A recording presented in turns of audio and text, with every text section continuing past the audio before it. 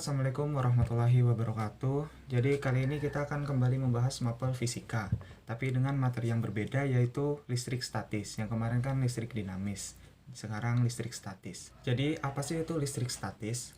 Jadi listrik statis adalah kumpulan muatan listrik dalam jumlah tertentu yang tetap atau statis. Ketidakseimbangan muatan listrik di dalam atau permukaan benda.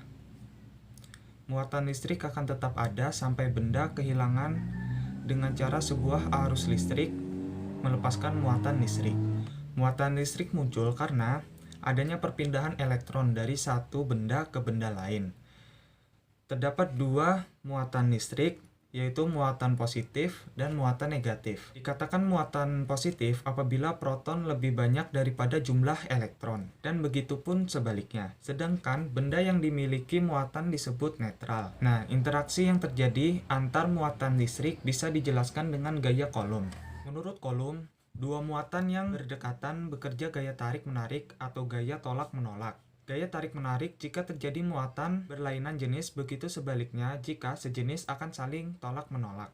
Gaya ini disebut dengan gaya Coulomb, yang besarnya bisa sebanding dengan kedua muatan, sebanding terbalik dengan kuadrat jaraknya. Nah, untuk rumusnya nanti akan muncul di sebelah sini.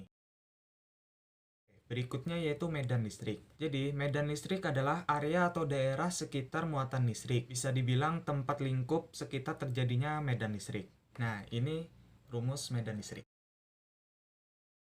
Nah, berikutnya kita masuk dalam fungsi listrik statis. Apa sih fungsi listrik statis itu? Kenapa kok kita belajar fungsi listrik statis di dalam fisika? Nah, jadi fungsi listrik statis itu yaitu 1. Penangkap debu dan asap, 2. Penyegar udara ruangan, 3. Mesin fotokopi, 4. Pengecatan mobil, dan yang kelima yaitu listrik dengan generator Van de Graaff. Dan yang terakhir yaitu contoh listrik statis dalam kehidupan sehari-hari. Jadi mungkin kalian tidak sadar bahwa kita sehari-hari itu menjumpai yaitu listrik statis. Nah, yang pertama yaitu garis digosok-gosokkan ke rambut, kemudian bisa mengangkat potongan kertas kecil. Itu pernah kita lakukan berapa kali ya? Dulu SD, SMA nih juga kan, masuk juga SMP pernah juga kan.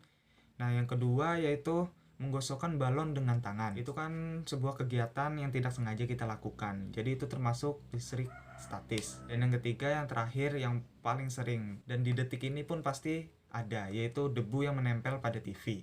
Oke teman-teman, jadi itu aja yang bisa aku sampaikan tentang listrik statis. Like bagi yang suka, dislike kalau nggak suka, subscribe kalau mau, share kalau perlu. Wassalamualaikum warahmatullahi wabarakatuh.